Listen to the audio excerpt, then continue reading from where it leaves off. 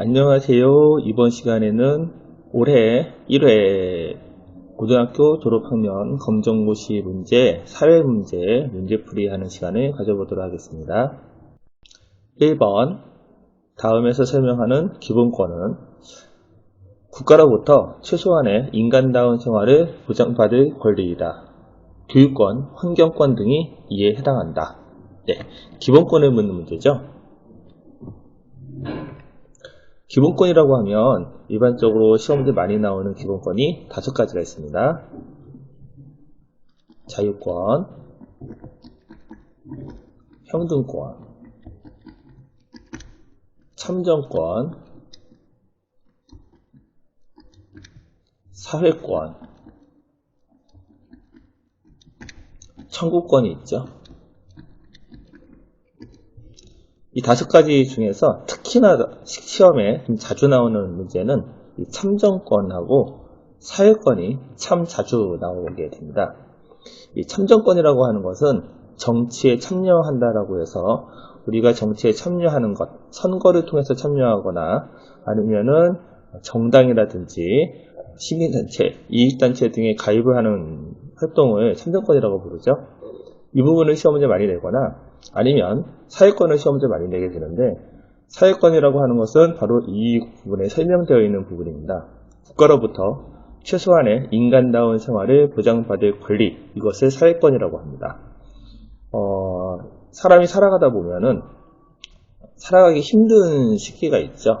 경제적으로 어렵다거나 아니면은 다쳐서 장애인이 되었기 때문에 생활하기 힘든 경우가 있을 텐데, 그럴 경우 국가에서 이들을 지원해 주는 것들을 다 사회권이라고 보면 됩니다.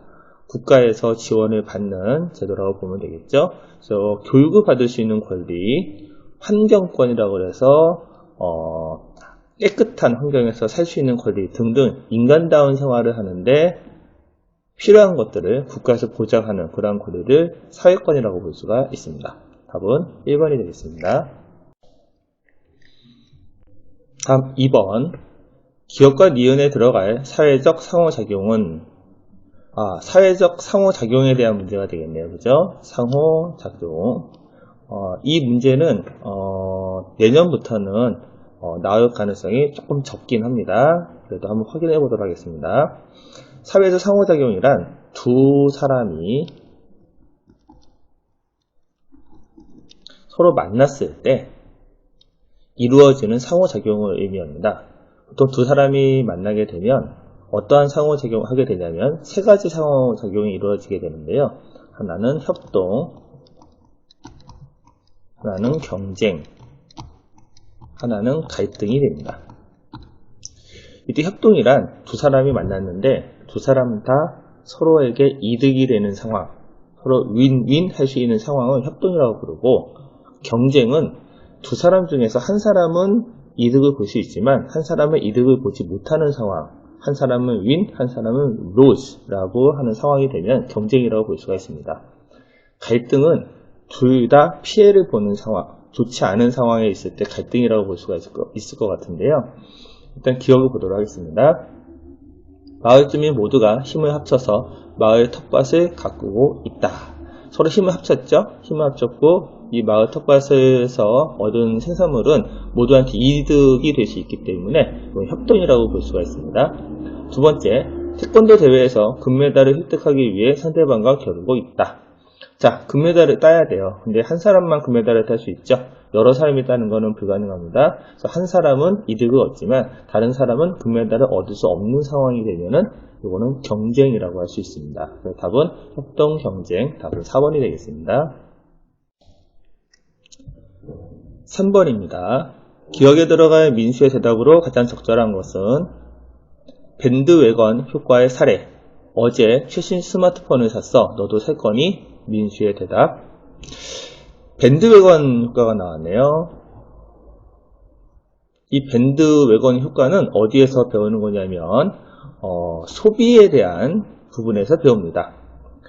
바람직한 소비와 바람직하지 않은 소비 중에서 밴드웨건 효과는 바람직하지 않은 소비에 들어갑니다.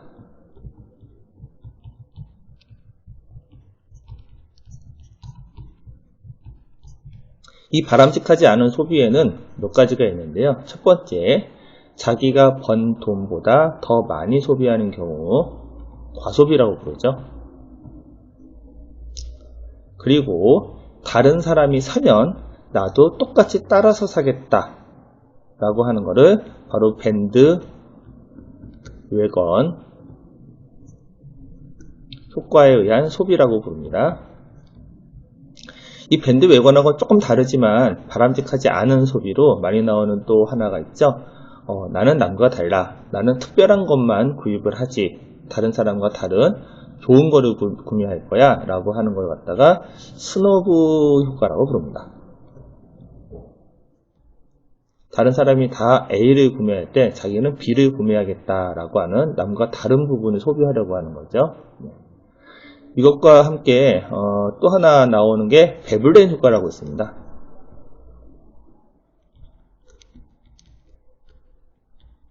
베블렌 효과는 나 이번에 아주 비싼 물건을 샀어. 엄청 비싼 물건이라서 너네들은 살 수 없을 거야 라고 하는 자랑을 하기 위한, 다른 사람한테 보여주기 위한 소비를 베블렌 효과라고 부릅니다. 그래서 과소비, 밴드웨건, 스노브, 베블렌 이런 효과들이 바람직하지 못한 소비라고 볼 수가 있을 것 같은데요. 이때 밴드웨건 효과는 다른 사람을 따라서 구입을 한다라고 되어 있죠. 따라서 가장 적절한 것을 골라보게 되면은 나는 미래의 소비를 위해서 저축하겠어. 이거는 뭐 바람직한 상황이라고 볼 수가 있겠죠. 바람직하지 않은 건 아닙니다. 2번 나도 유행에 질 수 없지. 당장 사러 가야겠죠. 네네. 당장 사러 가야겠어. 네. 다른 사람을 따라가는 거죠. 유행에 질 수 없다. 이게 밴드웨건 효과가 되겠습니다. 3번에 나는 너와 달라 보이기 쉽기 때문에 사지 않겠어. 너와 달라 보이고 싶기 때문에 사지 않겠어. 이게 스노브 효과가 되겠습니다. 네. 4번 나는 지금 가지고 있는 스마트폰을 더 사용할 거야. 이거는 바람직하지 않은 소비는 아닙니다. 이건 바람직하다고 볼 수 있죠. 지금 내가 잘 쓰고 있는데 굳이 더 쓸 필요가 없잖아요. 그래서 답은 2번이 되겠습니다. 4번입니다. 자문화 중심주의에 대한 설명으로 옳은 것은 자, 문화를 이해하는 태도에 대한 질문이죠.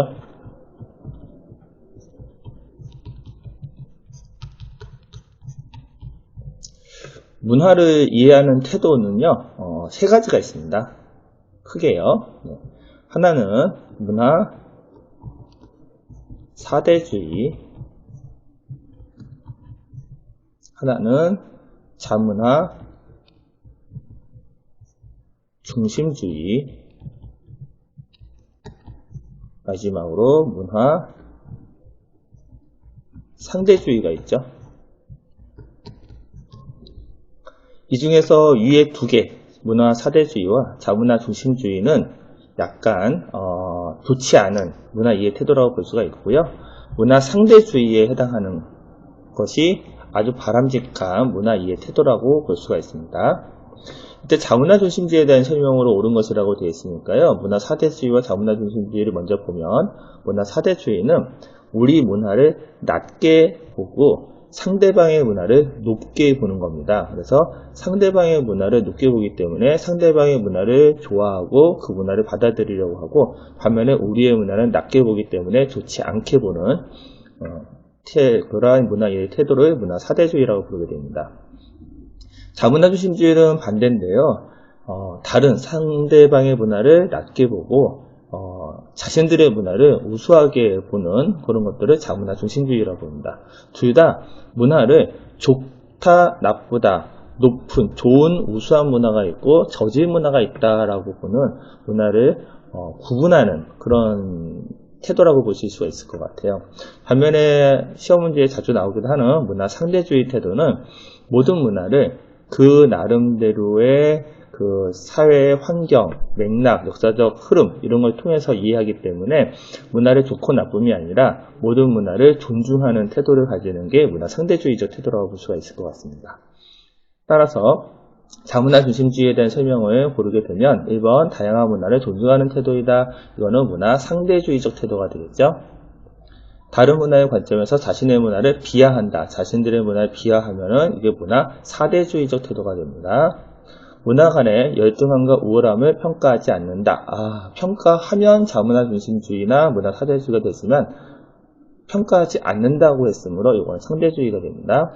자기 문화를 기준으로 다른 문화를 낮게 평가한다. 이것이 바로 자문화 중심주의 태도가 되겠죠. 그래서 답은 4번이 되겠습니다. 5번입니다. 자료에 대한 분석으로 옳지 않은 것은 자료를 잘 읽어야 되겠죠. 네, 2017년 시도별 고령 인구 비율 이렇게 되어 있습니다. 고령 인구 비율. 그래서 고령 인구라고 되어 있는데요.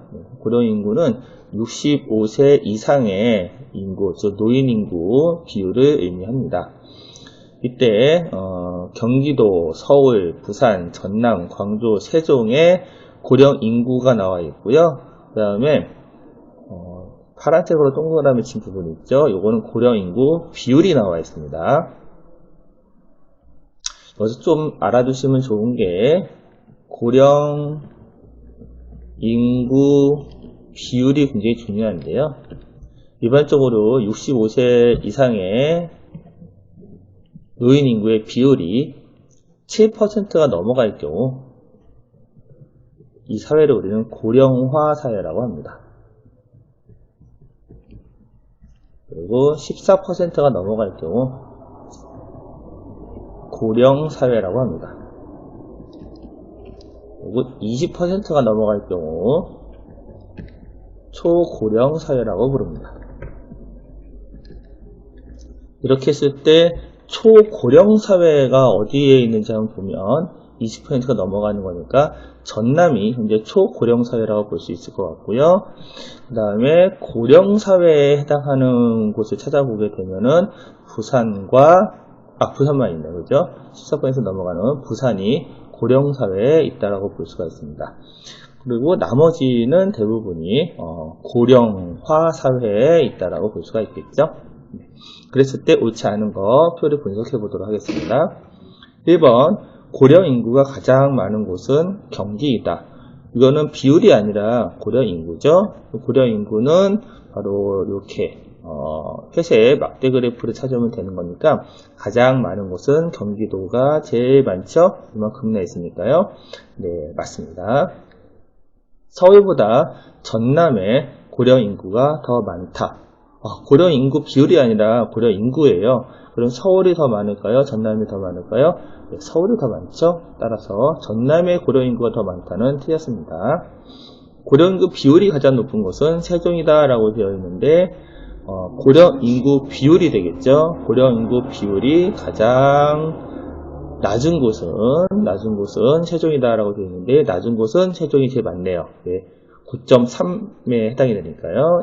비율은 가장 낮은 곳이 세종이 되겠습니다. 다음 4번 광주보다 부산의 고령 인구 비율이 더 높다.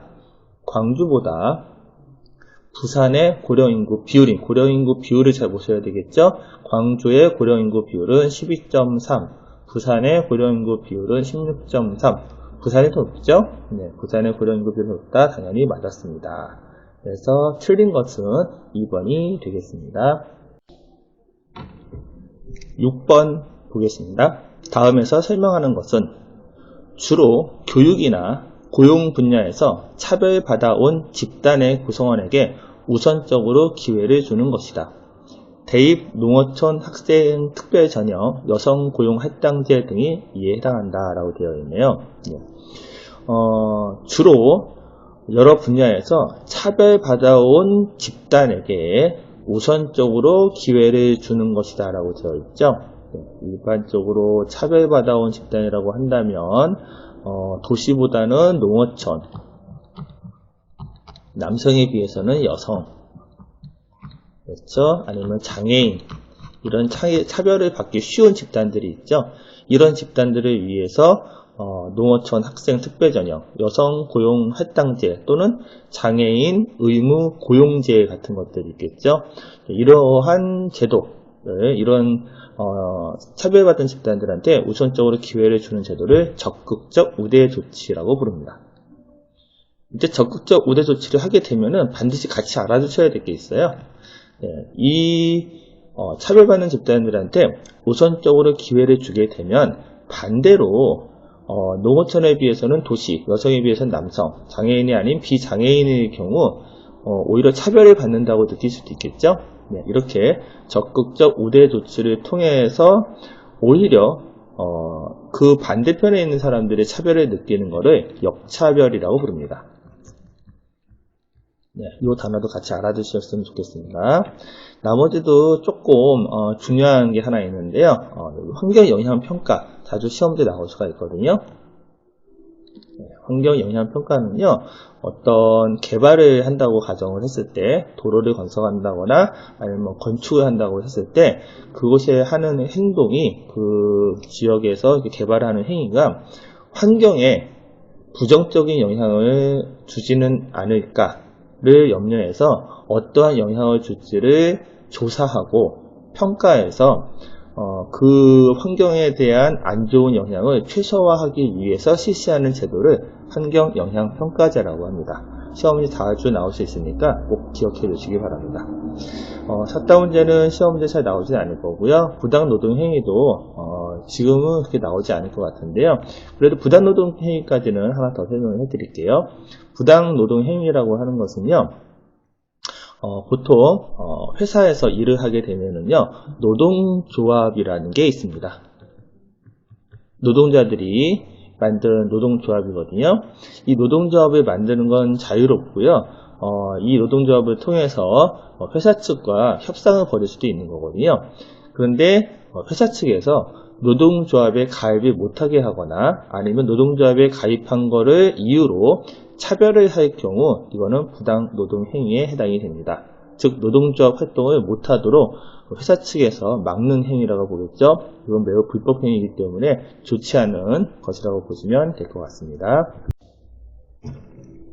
7번입니다. 다음 대화에 기억에 해당하는 법은 임금, 근로시간, 휴일, 유급휴가 등 근로조건에 대해서 알고 싶은데 무엇을 찾아보면 될까요? 기억을 찾아보렴 근로자의 기본적인 생활을 보장하기 위하여 헌법에 근거한 근로조건의 최저기준이 나와 있단다. 근로조건의 최저기준이라고 되어 있죠. 네. 그리고 임금, 근로시간, 휴일, 유급휴가 등에 대해서 되어 있는데요. 이 문제가 앞으로 좀 더 자세하게 내년부터 나올 수 있으니까 잘 알아두시면 좋겠습니다. 일단 답은 1번이 되겠습니다. 근로기준법이 되겠는데요. 그 근로기준법에 의하면은 임금, 근로시간들이 정해져 있거든요.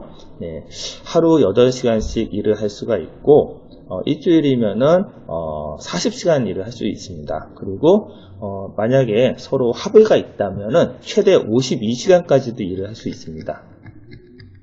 그러면 52시간 일을 하는 것까지는 괜찮지만 그 이상 일을 하는 것은 허용되어 있지 않습니다. 이렇게 사람이 일을 하는 것에 대해서 그 기준을 정해놓은 것을 근로기준법이라고 합니다. 근데 앞으로 내년이 되면은 일반적인 이런 근로기준법뿐만 아니라 청소년에 해당하는 근로기준법도 따로 나와 있게 되거든요. 네. 일반 어른들은 8시간까지 일을 할 수가 있지만 청소년은 8시간이 아니라 7시간만 일을 할 수가 있습니다. 물론 합의에 의하면 1시간 정도는 더 늘릴 수가 있지만 기본적으로 7시간이기 때문에 청소년과 일반 어른들하고는 차이가 있거든요. 그런 부분도 시험에 나올 수가 있어요. 그래서 나중에 한 번 더 확인해 주시기 바랍니다. 그래서 이런 내용은 근로기준법이 되겠고요. 나머지 내용은 시험 문제에 잘 나오는 부분은 아니지만 4번이 이번에 새로운 교육과정 바뀌면서 좀 중요하게 다뤄질 수가 있을 것 같습니다. 독점규제 및 공정거래에 관한 법이라고 하는데요. 시장 실패라는 게 있습니다. 시장 실패. 자본주의 사회에서 시장을 중심으로 경제활동이 이루어지게 되는데 시장에다가 맡겨주면은 그 경제 문제가 해결이 되지 않는 경우가 있거든요. 예를 들어서 소수의 기업들이 서로 담합을 해서 상품의 가격을 좀 비싸게 받으려고 하는 행동을 할 수가 있습니다. 기업이 많을 경우에 문제가 안 되는데요. 소수의 기업, 또는 단 하나의 기업일 경우도 있을 수 있어요. 소수의 기업이 가격을 비싸게 책정해서 부당 이득을 얻으려고 하는 행위를 우리는 담합이라고 부르게 되고요. 담합이라고 부르게 되고, 이러한 시장 실패를 우리는 독과점이라고 부릅니다. 독과점 문제라고 부르죠. 소수의 기업이 담합을 해서 상품의 가격을 비싸게 받으려고 하는 거예요. 그래서 이거를 막기 위해서 만들어진 법을 독점 규제 및 공정거래에 관한 법이라고 보시면 될 것 같습니다. 8번 보겠습니다. 다음에서 설명하는 것은 이 부분은 아마 문제에서 내년부터는 나올 가능성이 많지는 않습니다. 그래서 간단하게만 보겠습니다. 다른 사람과 구별되는 자신만의 독특한 모습, 나는 누구인가 라는 물음에 대답하는 과정에서 발견된다 라고 되어 있죠. 이것을 우리는 자아라고 합니다. 자아란 다른 사람과 구별되는 나만의 독특한 모습이에요. 그리고 그때 나는 어떠한 사람이다 라는 것을 스스로 알고 있는 상태가 되면은 우리는 자아 정체성이 확립되었다 라고 하고요. 이때 긍정적으로 자아 정체성이 확립될 경우 자아 존중감이 높다라고 설명을 합니다. 그래서 이런 내용은 이제 앞으로는 시험도 나올 가능성이 별로 없어요. 하지만 한번 상식적으로 알아두시면 될 것 같습니다. 9번입니다. 사실 판단에 해당하는 것은 이라고 되어 있네요. 이것도 다음 시험 범위에서는 빠질 가능성이 있습니다. 자, 사실 판단이 있죠. 그 사실 판단과 반대되는 것으로 가치 판단이 있습니다. 자, 사실 판단과 가치 판단은요, 어떤 차이가 있냐면요, 사실 판단은요, 이게 맞다, 틀리다, OX가 분명한 것을 사실 판단이라고 부릅니다. OX가 분명한 거죠. 자, 예를 들어서 2 더하기 2는 5인가요? 아니죠. X죠. 그러면 이건 사실 판단이 되는 겁니다. 반면에 가치 판단이라고 하는 것은 어떤 것이냐면요, 이 행동이나 이러한 것이 좋다 또는 나쁘다로 설명되는 것을 가치 판단이라고 합니다. 좋다 또는 나쁘다, 바람직하다, 바람직하지 않다, 이런 식으로 판단되는 것을 가치 판단이라고 부르게 됩니다. 좋다, 나쁘다 이렇게 판단되는 것이죠. OX로 딱 판단되는 것은 아닙니다. 그래서 굉장히 가치 판단은 주관적 판단이라고 보시면 됩니다. 누구나 똑같이 객관적으로 100%야 다 똑같이 그렇게 생각해 라고 하는 객관적인 판단은 사실 판단이 되지만, 가치 판단은 나는 그렇게 생각하는데 너는 그렇지 않을 수도 있겠구나 라고 하는 주관적 판단이 주가 되게 됩니다. 그랬을 때 1번, 무궁화는 아름다운 꽃이다. 누군가는 아름답다고 생각할 수 있지만 다른 사람은 또 아름답지 않다고 생각할 수도 있기 때문에 가치 판단이 됩니다. 우리나라 애국가는 사절로 되어 있다. 이건 그냥 무조건 O 맞죠? 네, 이거는 사실 판단이 됩니다. 현행 대학 입시 제도를 개선해야 된다. 그러니까 현행 입시 제도가 좋다, 나쁘다 이거를 나타내는 거죠. 개선해야 된다는 얘기는 나쁘다라는 뜻입니다. 그래서 가치 판단에 해당이 되고요. 어려운 친구를 잘 도와주는 학생은 착하다, 학생은 좋다, 나쁘다 이렇게 표현이 된 거죠. 이것도 가치 판단에 해당이 됩니다. 그래서 답은 2번이 되겠습니다. 다음 10번입니다. 다음에서 설명하는 것은 재화나 서비스의 차입을 전제로 부담한 금전상의 의무이며 빚 또는 채무라고 한다. 자신의 상환 능력을 고려하지 않고 과소비를 할 때 발생할 수 있다라고 되어 있네요. 금융 용어가 되겠죠? 그렇죠. 요거의 답은 4번 부채가 되겠습니다. 부채라는 것이 빚이라고 보면 돼요. 네, 채무라고도 하고 빚이라고도 하고요. 다른 사람한테 돈을 빌렸을 때 이제 갚지 않은 상태이면은 부채가 발생했다라고 볼 수가 있겠죠. 반면에 이제 현금은 아시죠? 우리가 이제 지갑에 넣어놓고 다니는 것들이 현금이 되겠고요. 그 다음에 소득은 내가 벌어들인 돈이 소득이 되겠죠. 그 다음에 예금은 저축을 한 것, 그것이 예금이라고 볼 수가 있을 겁니다. 그래서 답은 4번 부채가 답입니다. 자, 환율에 대한 설명으로 옳지 않은 것은 11번 문제가 되겠습니다. 환율은 정말 어려운 문제인데요. 다행인 것은 내년부터는 환율 문제가 나올 가능성이 적어졌다라는 거. 그래서 한번 확인만 해 두시고요. 나중에 새로운 교재를 공부할 때는 조금 빼셔도 되지 않을까 생각이 듭니다. 환율은요, 서로 다른 두 나라 간의 화폐 간의 교환 비율을 의미합니다. 이때 환율을 표시할 때는요, 대표적으로 달러를 기준으로 보시면 돼요. 1달러에 우리 돈으로 얼마냐? 봤더니 1000원이다. 이렇게 환율을 표시합니다. 그런데 환율이 상승했다라고 표시하면은 이렇게 표시되는 거예요. 1달러는 그대로 두고 1000원이 아니라 2000원이 되었다라고 하면 이거는 환율이 상승되었다라고 보게 됩니다. 그래서 1번은 맞는 내용이 되겠고요. 2번 환율 변동은 자국 화폐의 상대적 가치 변화를 의미한다. 그렇죠. 자국의 화폐 가치가 올라가느냐 내려가느냐라고 얘기했죠.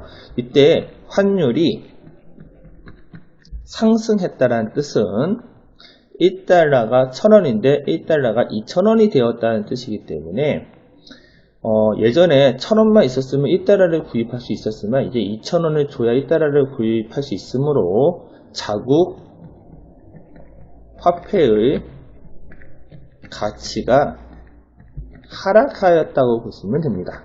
자, 환율이 상승하였다는 것은 자국 화폐의 가치가 하락했다라고 보시면 됩니다. 3번 우리나라는 국가가 환율을 결정하여 환율이 변동하지 않는다. 아니죠. 우리나라는요 매일매일 환율이 변동하고 있습니다. 따라서 3번이 틀린 내용이 되겠고요. 1달러당 1000원이었던 환율이 1달러당 1200원이 되면 환율이 상승했다고 표현한다. 당연히 이게 맞겠죠. 방금 전에 표현한 거와 같습니다. 1000원에서 2000원으로 됐다면 환율이 상승했다라고 표현을 하게 됩니다. 나머지 맞고 3번이 틀리게 되었습니다. 12번입니다. 다음에 해당하는 것은 개인이나 집단이 사업 아이디어를 가지고 새로운 기업을 설립하는 것이다. 혁신적 사고를 바탕으로 하는 기업가 정신이 중요하다. 자, 새로운 기업을 설립하는 것, 혁신적 사고를 바탕으로 한 기업가 정신이 중요하다. 특히 기업가 정신 매우 중요하죠. 뭔가 사업을 새로 시작했을 때 도전 정신이 투철해야 됩니다. 기존과는 새로운 방법으로 더 노력하고 준비를 해야 되겠죠. 바로 이 기업가 정신, 새로운 기업을 설립하는 것을 우리는 창업이라고 합니다. 다음 13번입니다. 다음에서 설명하는 것은 시민이 주권자로서 사회에 참여하는 일반적인 방법이다. 국민의 대표를 선출하는 기능이 있다. 시민이 이 사회의 정치에 참여하는 방법이 여러 가지가 있겠죠. 그 중에서 가장 일반적인 방법이고 그리고 국민의 대표를 선출하는 기능이 있다라고 하면은 답은 선거가 됩니다. 이 중에서 청원이라고 하는 단어를 알아두시면 좋을 것 같은데요. 시민이 어떤 정치적 행정기관에 이런 거를 해달라고 요청하는 것을 청원이라고 하고요. 이것도 사회에 참여하는 방법이 되겠습니다. 다만 국민의 대표를 선출하는 기능은 아니기 때문에 답은 3번은 아니거든요. 그래서 청원에 대한 개념도 같이 알아주시면 되겠습니다. 14번 되겠습니다. 인구 분포에 영향을 미치는 자연적 요인으로 옳은 것은 이라고 되어 있죠. 인구 분포에 영향을 미치는데 자연적 요인이라고 합니다. 인구 분포에 영향을 미치는 요인은 자연적 요인이 있지만 또 하나는 인문적 요인도 있습니다. 이것을 구분해야 되는데요. 보통 자연적 요인이라고 한다면 기후 또는 지형을 의미합니다. 기후라고 한다면 열대기후, 온대기후, 냉대기후, 건조기후, 한대기후 이러한 것을 의미하고 지형이라고 한다면 산지지형, 평야지형, 하천지형 아니면 해안지형 같은 것들을 의미합니다. 반면에 인문적 요인이라고 한다면은 산업, 경제, 문화,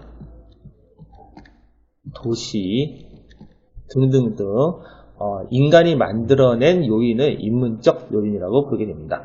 즉 자연이 만들어냈느냐 인간이 만들어냈느냐로 구분하시면 될 것 같아요.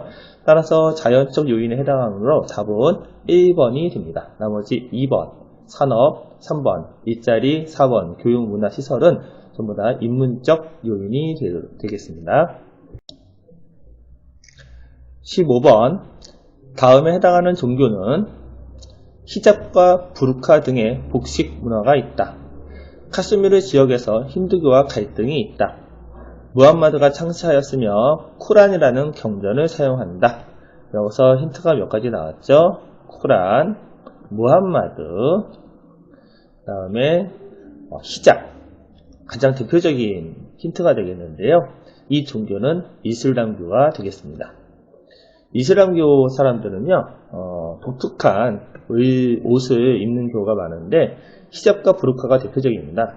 여성들이 머리카락을 감추거나 신체를 감추기 위해서 입는 옷을 히잡이나 부르카라고 부르게 되거든요. 이슬람교의 독특한 옷 문화라고 보시면 되겠고요. 이슬람교를 창시한 사람은 무함마드이고, 그 다음에 경전은 쿠란이라는 경전을 사용합니다. 그랬을 때 다른 나라, 다른 종교에 대해서도 알아보게 되면은 불교를 창시한 사람은 불교는 고타마 시다르타라고 하는 사람이 창시를 했죠. 네. 그리고 굉장히 특징적인 거는 탑이나 연꽃 같은 것들을 아주 의미 있게 다룹니다. 다음에 유대교라고 하는 종교가 있죠. 유대교라는 종교는요, 모세라고 하는 사람을 선지자로 모시고 있는 종교고요. 하나님이라고 하는 존재를 믿습니다. 네, 그리고 민족 종교라고 볼 수가 있는데요. 민족 종교란 모든 사람들이 믿는 것이 아니라 유대인만 믿는 종교라는 뜻입니다. 유대인만 믿는 종교다 라고 보시면 되겠습니다. 4번의 크리스트교는요, 예수를 중심으로 믿는 종교라고 보시면 되겠고요. 네, 좀 특징적인 거라면 십자가, 그리고 포도주 같은 것들을 좀 중요하게 여긴다고 보시면 되겠습니다. 크리스트교. 교회라고 하는 건물도 있죠. 교회나 성당이라는 건물도 있다.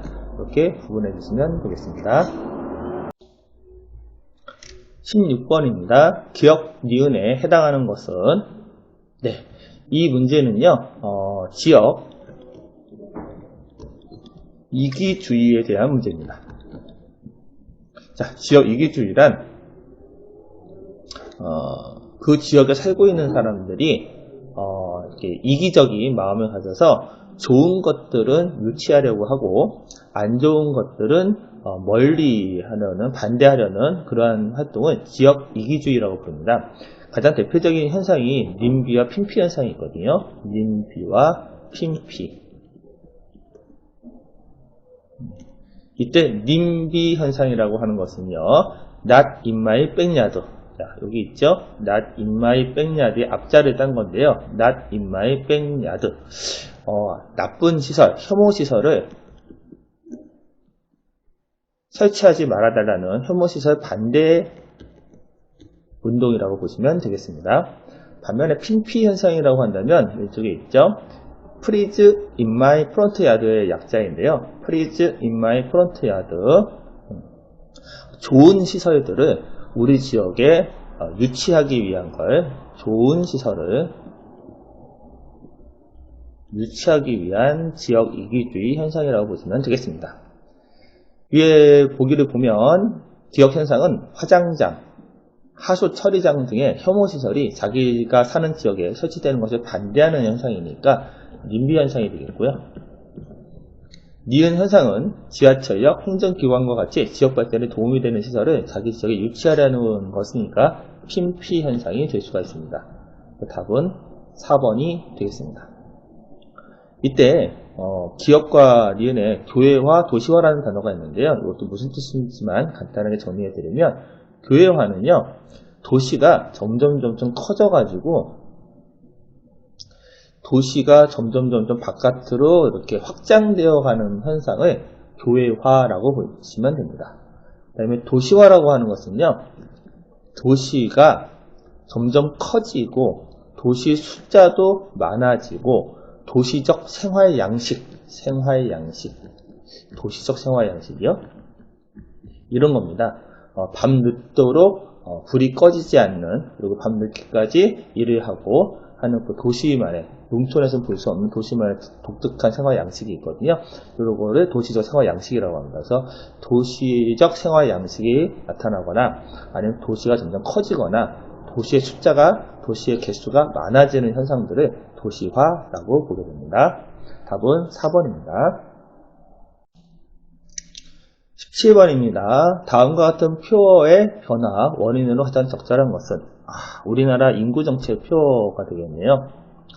1980년대 들도 많다, 하나만 낳자고 했네요. 그 이유는 그 전에 굉장히 아기를 많이 낳았죠. 베이비 붐 현상이라 그래서 아기를 너무 많이 낳았기 때문에 좀 아기를 적게 낳자라고 하는 운동을 벌였던 게 1980년대였습니다. 그러다가 하나는 외롭습니다. 자녀에게 가장 좋은 선물은 동생입니다. 동생을 더 낳아달라는 얘기죠. 이렇게 변화된 이유는 바로 최근의 문제죠. 저출산 때문이 되겠습니다. 그래서 답은 1번이 됩니다. 18번입니다. 기업과 니은에 들어갈 지역개발 방식은 지역개발 방식은요, 두 가지 방식이 있습니다. 하나는 거점 개발, 하나는 균형 개발이 있죠. 거점 개발이라고 한다면 모든 지역을 개발할 수 있는 경제적 능력이 안 되기 때문에 특정 지역만 개발을 하자라고 하는 것을 거점 개발이라고 합니다. 반면에 모든 지역을 똑같이 개발할 수 있도록 도와주겠다가 균형 개발이 되겠죠. 거점 개발은 돈이 부족한 개발도상국, 우리나라 60년대, 70년대, 80년대까지 이루어졌던 거점 개발 방식이 있었고요. 균형 개발은 선진국에서, 현재 우리나라에서 많이 하고 있는 개발 방식이 되겠습니다. 이때 거점 개발은요, 어느 지역을 개발할 것인가를 선정을 해야 되는데 그 개발에 대해서 정부의 선택으로 이루어지기 때문에 국민들이 원하는 대로 되는 것이 아니라 정부의 선택적 의지로 개발을 할 수밖에 없어서 이거를 명령에 의한 개발, 다시 말해서 하향식 개발이라고 합니다. 명령을 내린다라고 생각하시면 될 것 같아요. 위에서 아래로 향한다. 하향식 개발. 반면에 균형 개발은요, 상향식 개발이 됩니다. 개발을 할 때 그 주민들의 의견을 들어보고 그 주민들이 원하는 방식으로 개발을 할 수 있도록 도와준다라고 해서 상향식 개발이라고 하죠. 그래서 거점 개발, 균형 개발이라고 하거나 또는 하향식 개발, 상향식 개발이라고 하니까 구분해 주시면 될 것 같습니다. 첫 번째, 중앙정부 중심이라고 되어 있으므로 이거는 하향식 개발 또는 거점 개발이 되겠죠. 거점도 되고 하향식도 될 수가 있습니다. 두 번째, 지방자치단체와 지역 주민이 주도한다. 이게 바로 상향식 개발 또는 균형 개발이 되겠는데 여기는 상향식 개발만 있기 때문에 답은 4번이 되겠습니다. 다음 19번입니다. 3대 국물자원인 옥수수에 대한 설명으로 옳지 않은 것은 3대 국물자원은 무엇이 있을까요? 네, 그렇죠. 밀과 쌀과 옥수수가 있습니다. 그 중에서 옥수수에 대한 설명인데요. 옥수수는 주로 어디에 많이 쓰이냐면은 가축들의 사료로 참 많이 쓰이는 작물이 되겠습니다. 최근에는요, 사료용뿐만 아니라 옥수수를 발효를 시키면은요, 알코올을 얻을 수 있거든요. 이 알코올을 자동차 연료로 쓸 수도 있는데, 이거를 바이오 에너지라고도 부르죠. 그리고 이 옥수수의 최대 생산지는 아메리카 대륙이 되겠습니다. 그리고 옥수수가 처음 재배됐던 곳도 아메리카 대륙이 되겠는데요. 특히 라틴 아메리카에서 처음 재배됐던 게 옥수수가 되겠습니다. 따라서 식량과 사료로 소비된다. 이거 맞고요. 바이오 에너지로 사용된다. 이것도 맞고요. 라틴 아메리카에서 전파가 되었다. 이것도 맞습니다. 하지만 옥수수는요, 거래가 참 활발한 작물이기 때문에 거래가 되지 않는다는 답이 아닙니다. 이때 밀과 쌀도 조금 알아두시면 좋겠죠? 네. 밀은 빵을 만들 때 쓰는 건 아실 거예요. 네. 근데 어디에서 밀이 시작이 되었냐면은 주로 서남 아시아 지역에서 밀을 많이 재배해서 퍼져나갔다고 보시면 되겠고요. 쌀은요, 네. 중국 남부 지역을 중심으로 해서 재배하면서 퍼져나갔다고 보시면 되겠습니다. 자, 20번 되겠습니다. 다음에서 설명하는 지역을 지도에서 고르면 사하라 사막 남부의 사헬지대이다. 오랜 가뭄과 인구 가축의 증가로 사막화가 진행되고 있다 라고 되어 있네요. 여기 힌트가 사하라 사막이죠. 지도상에서 사하라 사막의 위치는 꼭 알고 계셔야 됩니다. 자주 시험 문제에 나왔기 때문에 그래요.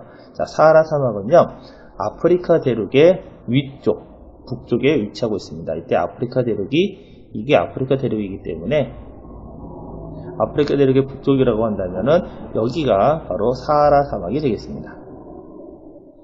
그리고 이 사하라 사막 바로 남쪽에 위치하고 있는 지역, 파란색으로 표시하면 이 지역이 되겠죠. 바로 이 지역을 우리는 사헬지대라고 합니다. 사헬지대의 뜻은요, 사막의 주변 지역이라는 뜻인데요. 바로 사하라 사막의 주변 지역이 될 것 같아요. 이 지역에서는요, 원래 푸르른 초원이 펼쳐진 아름다운 곳이었는데 인간의 과도한 욕심 때문에 인구가 늘어나고 가축 사육이 증가하면서 사막화가 진행되고 있습니다. 거기다가 지구온난화까지 겹치게 되면서 오랜 가뭄까지 되다 보니까 비도 오지 않고 인구는 너무 늘고 가축도 너무 많아지게 되면서 사람 살기 점점 안 좋아져서 사막으로 변해가는 사막화 현상이 일어나는 곳이다 라고 보시면 되겠습니다. 그래서 답은 2번. 21번. 교통의 발달이 가져온 변화로 옳지 않은 것은, 지금 교통이 많이 발달되어 있죠. 항공기로 전 세계 어디나 쉽게 갈 수 있게 되어 있고요. 그 다음에 배를 이용한 화물의 이동도 참 많아졌습니다. 따라서 이런 교통의 발달이 가져올 변화로 옳지 않은 것인데요. 1번, 생활권이 축소되었다. 아니죠. 생활권이 확대되었다고 해야 될 겁니다. 우리가 생활을 할 때 교통이 발달하면은요, 기차가 발달하고 사람이 이동하는 속도가 빨라지게 되면은요, 사람의 그 생활 환경이 점점 확대가 될 수가 있어요. 축소되었다는 해당이 되지 않습니다. 답은 1번이 되겠고요. 나머지를 읽어보겠습니다. 지역 간 교류가 활성화되었다. 그렇죠. 집에서도 다른 나라의 여러 가지 물건을 구입할 수 있게 되었죠. 3번, 지역 간의 상호 의존성이 높아졌다. 네, 맞습니다. 이거 갖다 이제 세계화되었다고 얘기를 하는데요. 우리나라에서 지금 여러분들이 입고 있는 옷 중에서 중국 또는 동남아에서 생산된 것들이 상당히 많이 있거든요. 그곳에서 옷을 가져오지 않으면은 옷을 싸게 입기 쉽지 않다라고 얘기를 해요. 그래서 이렇게 의존된 형태로 우리의 휴대폰을 잘 만들어서 그 나라에 팔고 그 나라의 다른 나라의 여러 가지 제품을 수입해서 쓰는 상호 의존 관계가 점점 높아지고 있다라고 보시면 되겠습니다. 4번, 이동의 공간적 범위가 확대되었다. 그렇죠? 범위가 확대되었습니다. 이동을 할 때 멀리 이동할 수가 있죠. 예전에는 가지 못했던 곳도 지금은 교통의 발달로 쉽게 갈 수 있는 시대가 되었습니다. 답은 1번이 틀렸습니다. 22번입니다. 두 지역에서 발생하는 공통적인 갈등으로 가장 적절한 것은 북극해가 있네요. 카스피해가 있네요. 특히 카스피해가 그게 중요하죠. 카스피해는요, 그 주변에 있는 나라들이 이 카스피해를 바다로 볼 것이냐, 호수로 볼 것이냐 가지고 싸운다라고 배운 기억이 있으실 겁니다. 카스피해는 바다일까요? 호수일까요? 이게 자신들의 이익에 따라서 달라지게 되는데요. 바다의 경우에는요, 해안선을 기준으로 해서 12해리까지 구분을 해가지고선 자신의 영해를 정하게 되어 있거든요. 그래서 바다의 경우에는 규정이 돼요. 자신의 그 해당하는 영역이 규정이 되지만 호수의 경우에는요 전혀 달라집니다. 호수를 봤을 때는 그 주변에 있는 모든 나라들이요 공동으로 이용할 수 있게 됩니다. 공동으로 이용하느냐 아니면 딱 구역을 정해놓고서는 사용하느냐인데 이곳에 이 카스피해에 아주 많은 천연가스와 석유가 매장되어 있을 것으로 예상이 되기 때문에 바다를 보냐 홍수를 보냐에 따라서 천연가스와 석유를 이용할 수 있는 권한도 달라질 수 있다는 거예요. 그래서 카스피해는 굉장히 중요한 그런 분쟁 지역이 될 것 같습니다.